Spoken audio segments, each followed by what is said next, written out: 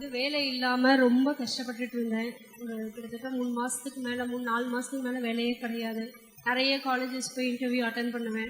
எல்லா ரவுண்டும் ஓகே சொல்லுவாங்க. அவங்க சொல்கிற சேலரிக்கும் நான் ஓகே சொல்லுவேன். ஏதோ வேலை கிடைச்சா போதும், இப்போதைக்கு போயே ஆகணுன்ற ஒரு சூழ்நிலை. நான் ஓகே சொல்லிட்டு வருவேன். அவங்க உங்களுக்கு கால் பண்ணுறேன்னுவாங்க, ஆனால் கால் வரவே இல்லை. கடைசியாக ஒரே ஒரு காலேஜ்லேருந்து மட்டும்தான் எனக்கு வந்து நீங்கள் வந்து உங்களோட சர்டிஃபிகேட்டை சப்மிட் பண்ணிட்டு டியூட்டி ஜாயின் பண்ணுங்க அப்படின்னு சொன்னாங்க. பட் ஆனால் அந்த காலேஜ் ரொம்ப தூரமாக இருந்தது. அதனால் நான் போகலாமா வேணாமா, நான் எதுவும் தப்பு செஞ்சுருக்கூடாது ஏசப்பா, என்னால் திருப்பி போய் ஜாயின் பண்ணிவிட்டு நான் வந்து குவிட் பண்ணுற சூழ்நிலையில் போய் நான் லாக் ஆகிடக்கூடாதுன்னு ரொம்ப கன்ஃபியூஷனில் இருந்தேன்.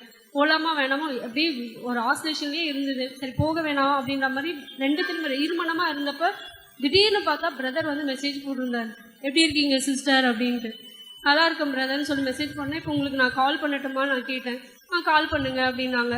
கால் பண்ண உடனே பிரதர் ப்ரே பண்ணி எல்லாத்தையும் சொல்லி முடிச்சுட்டு ப்ரே பண்ணி முடித்தாங்க. அதுக்கப்புறம் தான் எனக்கு ஒரு தெளிவே ஒரு வேகமே வந்தது. இல்லை நான் போகிறேன் பிரதர், எதுவுமே அவர்கிட்ட சொல்ல ப்ரே பண்ணி வச்சுட்டாங்க.